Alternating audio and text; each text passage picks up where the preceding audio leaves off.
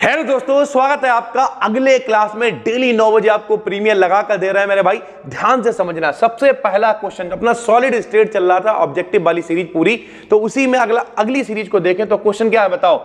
The lowest unit of the crystal lattice. जिन्होंने कल वाला क्लास देखा था भाई, हमने आपको बताया था जो सबसे छोटी यूनिट होती है उसे क्या कहते हैं, यूनिट सेल कहते हैं। और वो यूनिट सेल ही एक्स अक्ष की तरफ, वाई अक्ष की तरफ, जेड अक्ष की तरफ बार बार घुमाते हैं तो पूरा क्रिस्टल बन जाता है। यानी यूनिट सेल का मतलब होता है पूरे क्रिस्टल का सबसे छोटा। जैसे इस पूरी दीवार में सबसे छोटा क्या है, एक ईंट है, तो इस पूरी दीवार का यूनिट सेल क्या कहलाएगी, वो ईंट कहलाएगी। उस ईंट को ही हमने चला दिया लंबाई में, चौड़ाई में, ऊंचाई में, और पूरी दीवार बनके तैयार हो गई। तो यूनिट सेल सबसे लोएस्ट यूनिट होती है किसी क्रिस्टल लैटिस की भाई। ठीक है। एमार्फस सॉलिड क्या होता है, तो हमने आपको बताया था कल वाले क्लास में, एमार्फस का मतलब जो क्रिस्टल की फॉर्म में नहीं होंगे। क्रिस्टल की फॉर्म में नहीं का मतलब परफेक्ट स्ट्रक्चर नहीं होगा भाई। ठीक, इस तरीके से अगर है तो बिल्कुल ऑर्डर में नहीं, कोई यहाँ है, कोई यहाँ आइटम है, कोई अंधाधुंध वाला है, जिसमें हमने कल आपको बताया था, एक सल्फर एग्जाम्पल बताया था, प्लास्टिक बताई थी, रबर बता रहे हैं। तो ये सारे के सारे क्या है, एमार्फस सॉलिड है। सारे एक जगह नोट कर लो भैया, एमार्फस सॉलिड में सर जी ने ये लिखवाया, क्योंकि हम सारे ऑब्जेक्टिव आपको वही देते हैं जो बार बार पेपर में आए हुए होते हैं सर जी। ठीक। अगला क्या है, amorphous solid do not have, यानी एमार्फस सॉलिड के पास नहीं होता। तो क्या नहीं होता भाई, सभी को पता है, sharp melting point. Melting point यानी गलनांक, इनका गलनांक बहुत ज्यादा नहीं होगा। कैरेक्टरिस्टिक्स जियोमेट्रिकल शेप भी सही नहीं होंगे। जब स्ट्रक्चर सही नहीं होगा, क्रिस्टल जो है वो सही से नहीं बना होगा, एटम्स ऑर्डर्ड नहीं होंगे, स्ट्रक्चर्ड नहीं होंगे, तो फिर भैया उनका शेप भी अच्छा नहीं होगा। Regularity of the structure, structure में रेगुलरिटी नहीं होगी, बिगड़ा हुआ स्ट्रक्चर, बिगड़ा हुआ शेप होगा। इस तरीके से अगर ये विकल्प आता तो आप ऑल ऑफ द एबव लगा देते हैं भाई। ठीक। यानी जो एमार्फस सॉलिड होते हैं उनका ना तो स्ट्रक्चर ठीक है, ना शेप ठीक है, ना मेल्टिंग पॉइंट ठीक है सर जी। क्रिस्टलाइन सॉलिड है, जो क्रिस्टलाइन सॉलिड है उसमें क्या क्या होगा भाई, एमार्फस में जो चीजें नहीं होंगी वो क्रिस्टलाइन में होंगी। इनका क्या हो, डेफिनेट ज्योमेट्रिकल शेप बिल्कुल डेफिनेट होगा, पता होगा कि भैया ये फेस सेंटर्ड है, ये बॉडी सेंटर्ड है, ये ऐसा है, ये वैसा। फ्लैट फेसेस, यानी जो किनारे होंगे बिल्कुल फ्लैट होंगे, कायदे के दिखाई देंगे। शार्प एजेस, जो कोने होंगे वो बिल्कुल शार्प होंगे, तीखे होंगे, अलग से दिखेगा कि भैया ये पासा है, इस तरीके का है सर जी। ठीक है। तो इसमें भी आप ऑल ऑफ द अबव लगा सकते हैं, या इनमें से कोई क्वालिटी अगर ऑब्जेक्टिव में दे रखी है तो वो लगा सकते हैं आप। एलिमेंट्स ऑफ सिमेट्री यार, भैया एलिमेंट्स ऑफ सिमेट्री जो पूरा हम लोग रूल पढ़ा करते हैं, कितने होते हैं, 3 प्रकार के। कौन कौन से होते हैं, plane of symmetry, axis of symmetry, centre of symmetry. तो अलग से पूछ ले, एलिमेंट ऑफ सिमेट्री कितने प्रकार की होती है, 1 2 3 4, तो 3 पे टिक कर देना। नाम दे रखा हो तो भैया ऑल ऑफ द अबव लगा देना, क्योंकि plane of symmetry, axis of, और ये बहुत कठिन नहीं होता है। कोई क्रिस्टल है मान लिया, ठीक, बीच में एक प्लेन रख दिया, आधा इधर वाला आधा वाला, बिल्कुल दोनों एक जैसे, तो प्लेन ऑफ सिमेट्री। सिमेट्री मतलब समान। एक्सिस ऑफ सिमेट्री, एक एक्सिस पे क्रिस्टल को घुमा दिया, बार बार वही फेजेस मिल नहीं, तो एक्सिस ऑफ सिमेट्री हो गया। सेंटर से नाप रहा भैया, लाइन खींच रहे सारे तरफ बराबर लाइन जा रही, तो सेंटर ऑफ सिमेट्री हो गया। तो इस तरीके से 3 तरीके की सिमेट्री होती हैं भाई। ठीक है।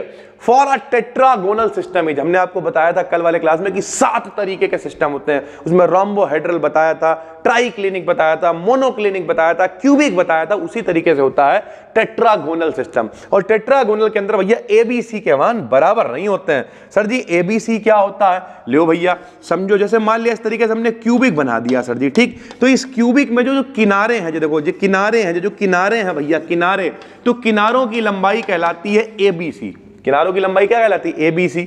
और इसे कहते हैं एज लेंथ, कह सकते हैं इस तरीके से। ठीक है। और जो अंदर कोण बन रहे होते हैं उन्हें कहते हैं इंटरफेशियल एंगल। अंदर बनने वाले कोण को इंटरफेशियल एंगल कहते हैं।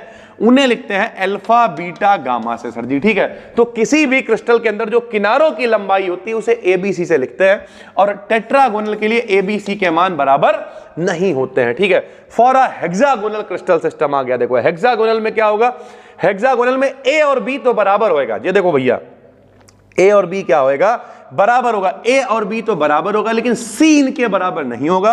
अल्फा बीटा जो कोण है भैया, इंटरफेशियल एंगल जो है वो 90 होंगे, लेकिन जो गामा होगा वो कितना होगा, 120 होगा। जाहिर सी बात, कोण अलग हो गया, इस चक्कर में भुजा भी अलग हो जाएगी, ये बराबर नहीं होगी भाई। ठीक। अगला क्या है, size of crystals depends on, यानी जो साइज ऑफ क्रिस्टल का साइज किस पर डिपेंड करता है, तो डिपेंड करेगा रेट ऑफ इट्स फॉर्मेशन, कितना ज्यादा तेजी से वो बन रहा है।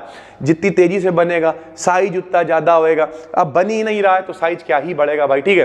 तो इस तरीके से मान लिया हम हवा फुला रहे हैं, गुब्बारा फुलाते हैं, जितना रेट ज्यादा है उतना बड़ा गुब्बारा बनेगा, और रेट है ही नहीं तो फिर क्या बनेगा ही नहीं सर जी। तो रेट ऑफ इट्स फॉर्मेशन पर डिपेंड करेगा कि साइज ऑफ क्रिस्टल कितना बड़ा होने वाला है। Crystals of a substance have, अब देखो भैया किसी जो सब्सटेंस है उसका जो क्रिस्टल है उसमें क्या होता है, तो डेफिनेट ज्योमेट्री होती है। क्यों, हमने आपको बताया अगर वो क्रिस्टल की फॉर्म में है तो ज्योमेट्री डेफिनेट होगी, स्ट्रक्चर्ड होंगे, ठीक है, शेप बिल्कुल पता होगा, शार्प एजेस होंगे, ये सारी चीजें क्रिस्टल के अंदर होती हैं।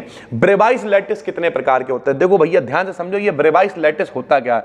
हमने आपको बताया जो क्रिस्टल्स होते हैं वो 7 तरीके के होते हैं, ठीक है। जैसे उसमें हमने आपको क्यूबिक बता दिया सर जी, उसमें हमने आपको टेट्रागोनल बता दिया, उसमें हमने आपको ऑर्थोरोम्बिक बता दिया, ट्राइक्लिनिक बता दिया, मोनोक्लिनिक बता दिया, बताया। अब इस क्यूबिक के अंदर हमने आपको बताया था कल फेस सेंटर्ड होता है, बॉडी सेंटर्ड होता है, सिंपल क्यूबिक होता है, एंड सेंटर्ड होता है, एक आदमी एंड सेंटर्ड होता है। तो जब अब क्यूबिक वाला एंड सेंटर्ड नहीं बनाता है, ऐसे टेट्रागोनल वाला इनमें से कोई नहीं बनाता होगा, तो जब ये सारे गिने जाते हैं कि भैया ये सातों मिलके कौन कौन से बनाते हैं, तो सातों मिलके टोटल 14 टाइप बनाते हैं। कितने? 14 टाइप। और 14 के 14 को मिला के ब्रेवाइस लैटिस कहते हैं, ब्रेवाइस जालक कहते हैं, और इसे क्रिस्टलोग्राफिक सिस्टम कहते हैं टोटल। तो जो ब्रेवाइस लैटिस है वो क्या है कि कितने तरीके से ये बनेंगे, उन सबको मिला के भैया 14 प्रकार होते हैं, इसे कोई हम लोग ब्रेवाइस लैटिस कहते हैं। NaCl क्रिस्टल कैसा होता है? क्यूबिक होता है, और क्यूबिक में भी फेस सेंटर्ड होता है। कल वाले क्लास में हम आपको बता चुके हैं, तो याद रखना है बिल्कुल, NaCl खूब पूछा जाता है। जब ABC बराबर नहीं है, अल्फा बीटा गामा 90 नहीं है, तब यूनिट सेल क्या होगा, तो भैया ट्राइक्लिनिक होता है। वो क्या होता है? ट्राइक्लिनिक। ये कंडीशन है, ना तो वो बराबर होंगे और ना फिर ये ही बराबर होंगे भाई, ठीक है। The structure of KCl as determined by X ray study, ठीक है। यानी जो KCl अभी, अरे हटाओ यार दुनिया भर का, ये जो क्रिस्टल की स्ट्रक्चर होता है उसकी स्टडी कैसे होती है, तो एक्सरेज की सहायता से ही होती है। पाउडर मेथड, बहुत सारी चीजें रही जो हम लोगों ने फर्स्ट सेमेस्टर में भी थोड़ा सा पढ़ा हुआ था। तो भैया ये थे लावे थे, ठीक, बहुत सारे मेथड थे, ठीक है भाई। तो हमने आपको बताया था कल वाले क्लास में भी कि स्टडी कैसे भी हो भाई, लेकिन भैया KCl कैसा है? KCl सिंपल क्यूबिक है, ठीक है। NaCl कैसा है? फेस सेंटर्ड है भाई, ठीक है। और CaCl कैसा है? बॉडी सेंटर्ड है। तो ये सारी चीजें अगर आपको पता है तो आप आराम से टिक लगा लोगे भाई। अगला क्वेश्चन क्या है? Which of the following is not a characteristic properties of solid? तो सॉलिड की प्रॉपर्टी नहीं है क्या? इंटरमॉलिक्यूलर फोर्सेस आर वीक, यानी जो बीच में लगने वाले बल हैं वो कमजोर होते हैं, हो ही नहीं सकते हैं। सॉलिड के अणुओं के बीच में तो बहुत ताकतवर बल लगते हैं ना, ताकतवर लगेंगे तभी तो वो सॉलिड होंगे, मजबूत होंगे। अगर कमजोर बल लगेंगे तो वो मजबूत कैसे होंगे भाई? तो यानी बीच में लगने वाले बल कमजोर नहीं होंगे, ये इसकी प्रॉपर्टी नहीं है। ग्रेफाइट हैज हाइब्रिडाइज्ड कार्बन, सभी को पता है कि भैया कार्बन के ही अपर रूप होते हैं, बदले हुए रूप होते हैं। ग्रेफाइट हो गया है, फुलरेन हो गया, ये सारे के सारे, हीरा हो गया है, वो भी कार्बन का ही, कोयले का ही, सब ये सब वही तो सारा सिस्टम है। तो ग्रेफाइट के अंदर जो कार्बन होता है उस पर कौन सा हाइब्रिडाइजेशन होता है, कौन सा संकरण होता है, तो भाई sp2 हाइब्रिडाइज्ड कार्बन होता है, ठीक है सर जी। चलो, तो ये आज हम लोगों ने बात करें सॉलिड स्टेट के लगभग 15 और ऑब्जेक्टिव के बारे में। डेली शाम को 9 बजे आपके लिए ऑब्जेक्टिव सीरीज लेके आ रहे हैं, और बहुत जल्द आप देख रहे होंगे पूरे प्रीमियर लग गए होंगे, क्योंकि जब आप ये वीडियोस देख रहे हैं तो हम शायद पता नहीं कहाँ ही होंगे। तो कुल मिला के बाहर जाना था, गैप ना हो, हमने आपसे वादा किया था, और जो वादा किया वो निभाना पड़ेगा, तो बस निभा रहे हैं वादा। डेली 9 बजे आपको वीडियोस मिल रही है। नए हैं तो चैनल को सब्सक्राइब कर लीजिए, पुराने हैं नोटिफिकेशन बेल को ऑन कर लीजिए। डिस्क्रिप्शन में पूरी प्लेलिस्ट पड़ी हुई है, डिटेल में पढ़ा रहे हैं मेरे भाई, और सब कुछ डिस्क्रिप्टिव पढ़ना चाहते हो तो डिस्क्रिप्टिव भी सब पढ़ा रखा है, सर्च कर लेना। सॉलिड स्टेट BDKDM नहीं है तो डिस्क्रिप्शन में भैया प्लेलिस्ट पड़ी हुई है, उसके अलावा एप्लीकेशन का लिंक पड़ा हुआ, वहां पे सारे कोर्सेस अवेलेबल हैं, चाहो तो आप जाके आसानी से ज्वाइन कर सकते हो। बस दोस्तों, फिर मिलते हैं, तब तक के लिए धन्यवाद, थैंक यू।